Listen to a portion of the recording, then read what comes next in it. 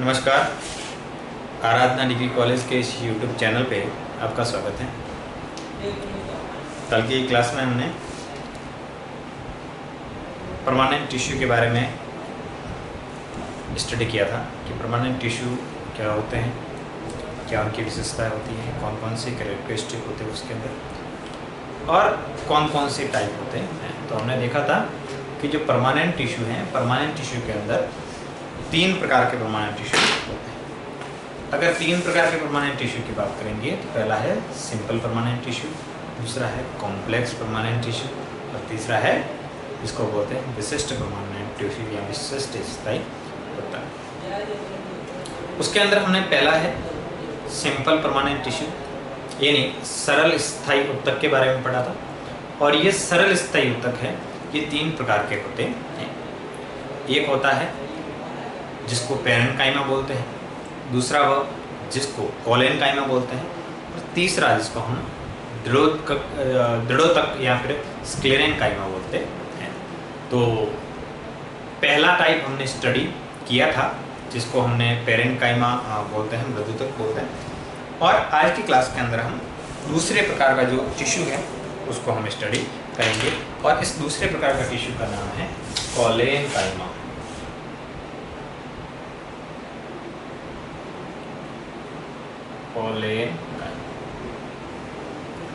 ठीक है, दूसरे प्रकार का टिश्यू है उसको बोलते हैं कोलेन। और ये जो कोलेनकाइमा होता है ये एक तरह का यांत्रिक ऊतक है। कैसा है? मैकेनिकल सपोर्ट प्रदान करने वाला मैकेनिकल टिश्यू है या यांत्रिक ऊतक है और वो भी कैसा है? जीवित ऊतक है। तो पहले अगर कोलेनकाइमा की बात में कार्य करेंगे तो यह एक क्या है? यह एक जीवित यांत्रिक ऊतक है। ये कैसा है? जीवित यांत्रिक ऊतक है, मतलब लिविंग है। इनकी कोशिकाओं के अंदर लिग्निन सुलेरिन का डिपोजिशन नहीं पाया जाता। ठीक है, जिसके कारण ये कोशिका मृत नहीं होती हैं और ये कोशिका हमेशा कैसी रहती है? जीवित रहती है। ठीक है, तो लिविंग सेल है। दूसरी अगर बात करेंगे, इनके आकार की बात करेंगे तो इनकी जो कोशिकाएं होती हैं वो पॉलीगोनल टाइप या गोलाकार होती हैं। दूसरी बात करेंगे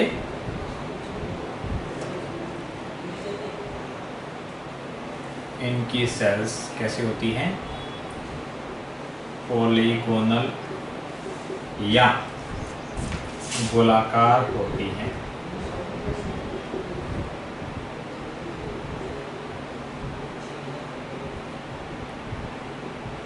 पॉलीगोनल या गोलाकार होती, मतलब इसका मतलब इसकी जो शेप है, शेप क्या होगी?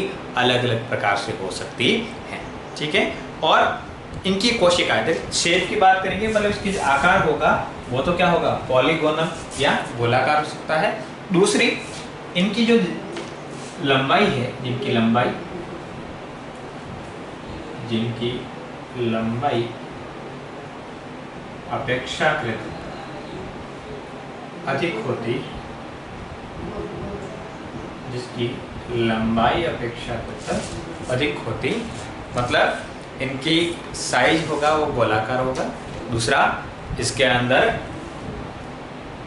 पॉलीगोनल या बहुकोणीय हो सकता है। और दूसरी इनकी जो कोशिकाएं हैं वो क्या होगी कि अपेक्षाकृत लंबाई जो होगी इसकी क्या होती है? अधिक होती है।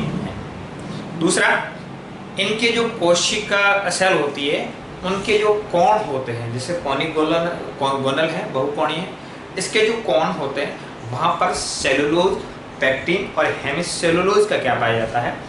स्थूलन पाया जाता है।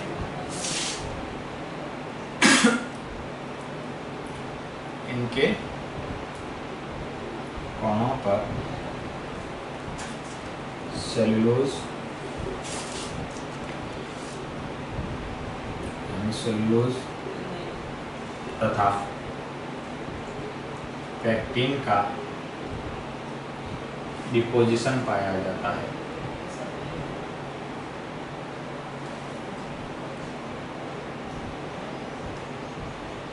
ठीक है, क्या पाया जाता है? निक्षेपण पाया जाता है, डिपोजिशन पाया जाता है।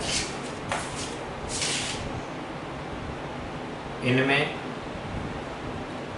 लिग्निन अनुपस्थित होता है। इनमें लिग्निन अनुपस्थित होता, इनके अंदर जो लिग्निन होता है वो क्या होता है, अनुपस्थित होता है। लिग्निन अनुपस्थित है, लिग्निन उपस्थित होगा तो सेल के अंदर क्या हो जाएगी, डिपोजिशन होगा, जिससे सेल क्या हो जाती है, मृत्यु हो जाती है। इसका मतलब इसलिए क्या बोलते हैं, इसको जीवित कोशिका बोलते हैं।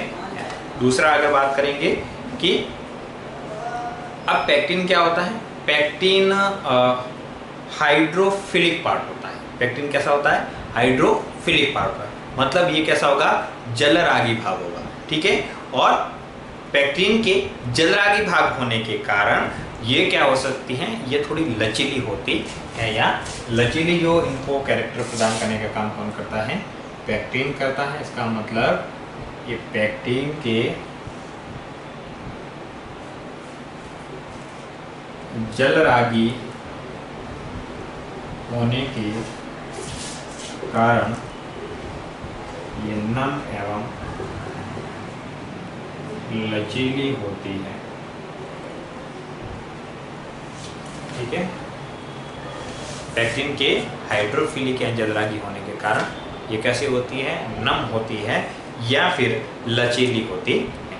इसके अलावा अगर बात करेंगे, जैसे हम पेरेन्काइमा की बात कर रहे थे, तो पेरेन्काइमा क्या है, यूनिवर्सल टिश्यू है। क्या है, यूनिवर्सल टिश्यू है। परंतु सॉरी, कोलेनकाइमा है, ये यूनिवर्सल टिश्यू नहीं है, यूनिवर्सल टिश्यू नहीं है। अतः यह काष्ठीय भागों में अनुपस्थित होता है।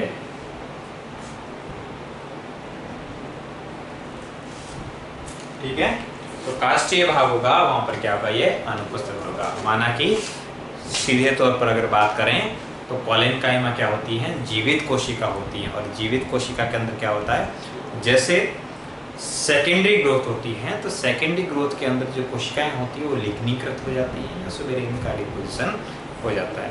जिनकी जो क्या होती है, उनके डिपोजिशन के बाद ये कोशिकाएं दृढ़ोत्की के अंदर कन्वर्ट हो जाती हैं, मृत हो जाती हैं। परंतु जैसे ही इसके अंदर लिग्निन का डिपोजिशन शुरू होता है, ये कोशिकाएं, कोलेनकाइमा की कोशिकाएं दृढ़ोतक के अंदर या स्क्लेरेनकाइमोसिस के अंदर क्या हो जाती है, कन्वर्ट हो जाती हैं। इसका मतलब जहाँ पर काष्ठीय भाग है, काष्ठीय भागों के अंदर, गुड्डी पार्ट के अंदर इस प्रकार की जो कोशिकाएं होती हैं, इस प्रकार का टिश्यू है, वो नहीं पाया जाता है। दूसरा, तो कहाँ पर पाया जाता है, ये मुख्यतः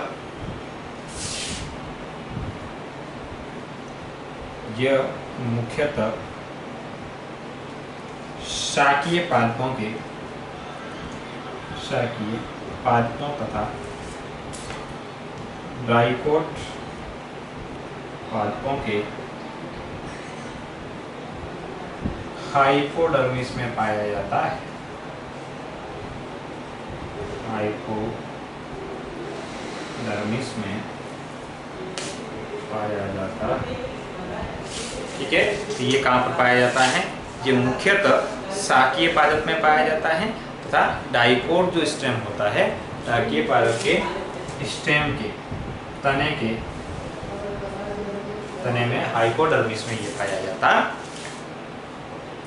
दूसरा अगर बात करेंगे तो इनकी कोशिकाओं में क्लोरोप्लास्ट पाया जाता है। इनकी कोशिकाओं में क्लोरोप्लास्ट की उपस्थिति के कारण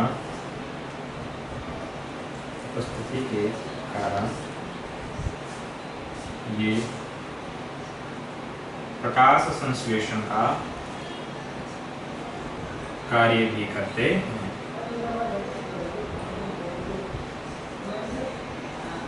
ठीक है, इनकी कोशिकाएं होती है, उसके अंदर फोटोसिंथेसिस की प्रक्रिया भी होती है। मतलब इसके अंदर क्या पाया जाता है, क्लोरोप्लास्ट पाया जाता है। इसलिए ये क्या करते हैं, फोटोसिंथेसिस की प्रक्रिया इसके अंदर उपस्थित होती है। उसके बाद में सेकेंडरी ग्रोथ की बात करेंगे।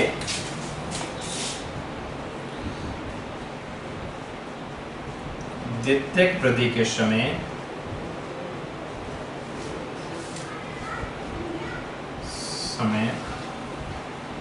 ये कोशिकाएं द्वितीयक में परिवर्तित हो जाती हैं।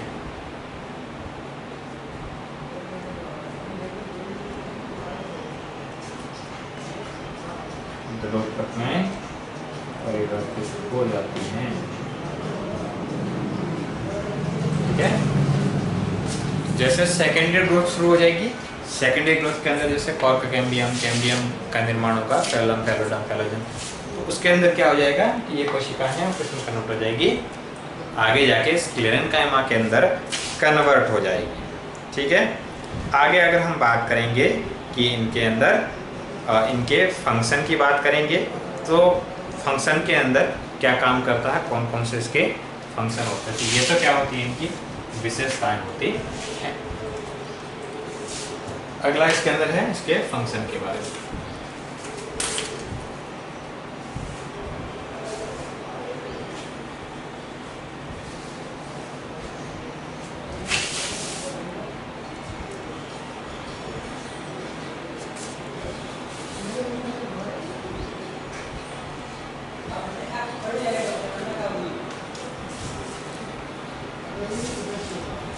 फंक्शन के अंदर पहला इसका जो कार्य होता है वो होता है, ये प्लांट को क्या कर देता है, लचीली यांत्रिक सामर्थ्य प्रदान करता है। ठीक है, इसका एक पहला कार्य क्या है, फंक्शन की बात करेंगे इसके।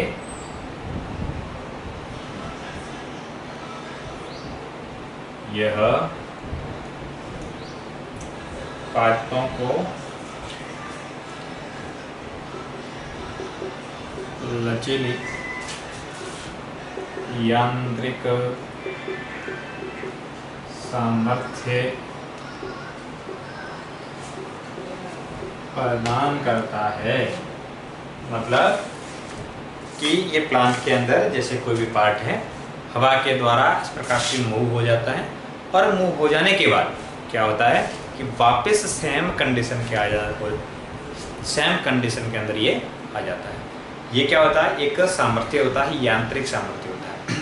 अगर प्लांट के अंदर इस प्रकार की कोशिकाएं नहीं होती तो प्लांट क्या हो जाता है, ब्रेक हो जाता है। ठीक है, जैसे स्टेम की मेन स्टेम होता है, उसको इतना अगर कट करते हो जिसके अंदर इस प्रकार की कोशिका नहीं पाई जाती, उसका स्टेम क्या होता है, बहुत कमजोर होता है, हवा के द्वारा वो टूट सकता है। परंतु इसके अंदर ऐसी कोई भी बात नहीं होती। ये क्या करता है, प्लांट को यांत्रिक सामर्थ्य प्रदान करता है, वो भी लचीली, मतलब प्लांट को भागों को मुलायम बनाने का काम या लचीला बनाने का काम जो है वो कौन करता है, इस प्रकार की टिश्यू करते हैं। दूसरा इसके अंदर क्या है, हमने देखा है कि इसके अंदर क्या है, क्लोरोप्लास्ट है, तो ये प्रकाश संश्लेषण का भी कार्य करते हैं। हालांकि हम लिख दिया था, फिर भी लिख लेते हैं, ये प्रकाश संश्लेषण का कार्य भी करते। ठीक है, ये क्या काम करते हैं, प्रकाश संश्लेषण का कार्य करने का भी काम करते हैं, क्योंकि इसके अंदर क्या पाया जाता है, क्लोरोप्लास्ट पाया जाता है।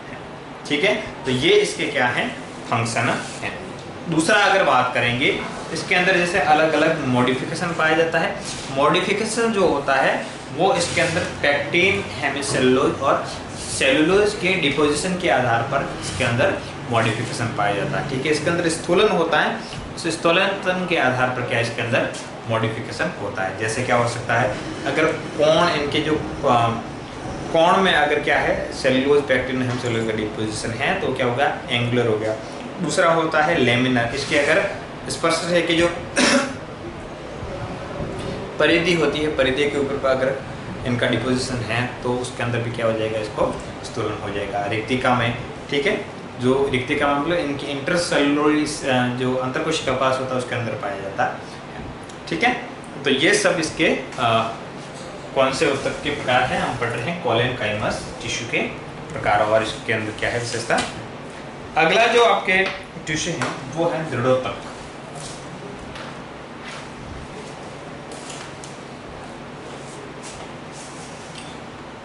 अगला टिश्यू है वो है दृढ़ोतक।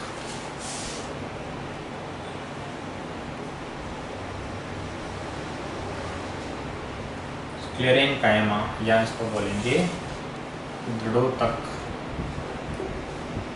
स्क्लेरेन्काइमा या इसको बोलेंगे। देखिए दृढ़ोतक का नाम से भी स्पष्ट है, दृढ़ का मतलब मजबूत, मतलब इस प्रकार का टिश्यू क्या करेगा, प्लांट को मजबूती प्रदान करेगा। ये तो इसके नाम से ही पता चला है। सॉरी, ठीक है। एक तो दूसरा, प्लांट का मजबूत भाग कौन सा होता है, तो मजबूत भाग होता है उसका तना, ठीक है। जो काष्ठीय भाग होते हैं वो क्या होते हैं, मजबूत होते हैं। इसका मतलब क्या हो गया कि ये काष्ठीय भागों के अंदर पाए जाते हैं दृढ़ोतक। दूसरा, ये इस प्रकार के टिश्यू जो होते हैं मृत टिश्यू होते हैं। ये कैसे होते हैं, डेड टिश्यू होते हैं। स्क्लेरेन्काइमा का शब्द जो है मेटेनियस ने दिया था। और जैसे ये रेशे वाली जो फाइब्रस सेल होती है, स्क्लेरिड्स होती है, उसके अंदर ये पाया जाता था, ठीक है। दूसरा, अगर इसके स्टार्टिंग के अंदर बात करें दृढ़ोतक की, तो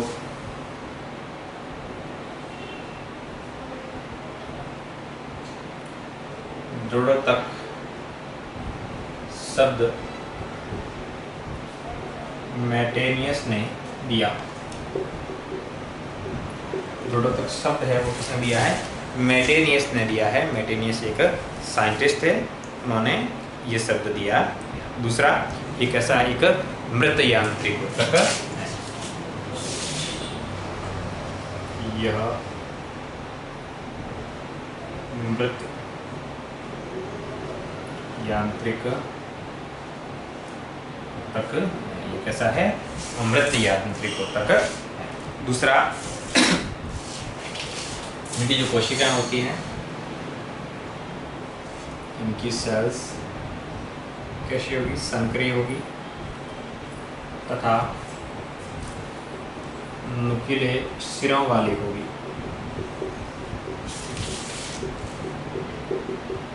ठीक है। कैसी होगी, नुकीले सिरों वाली होती है। इनकी कोशिकाएं लिग्नीकृत होती हैं, लिग्नीकृत तथा मोटी भित्ति युक्त होती।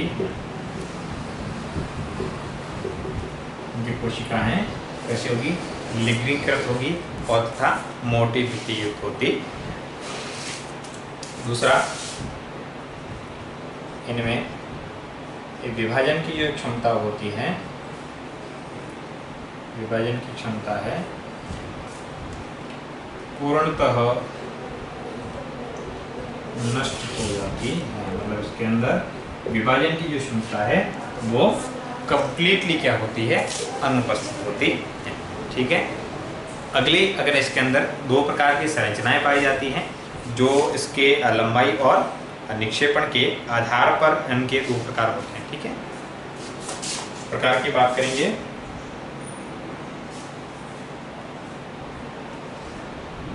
लंबाई तथा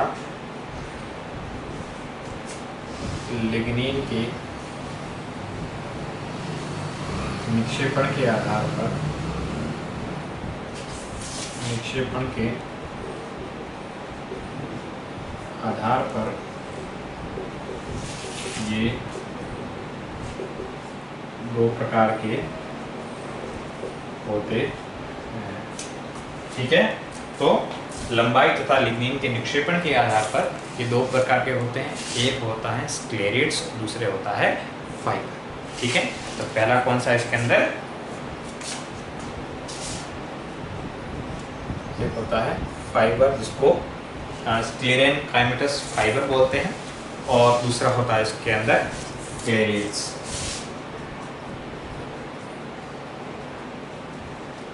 दूसरा क्या होता है इसके अंदर, स्क्लेरिड्स होते हैं, ठीक है, इसको दृढ़ कोशिकाएं बोलते हैं।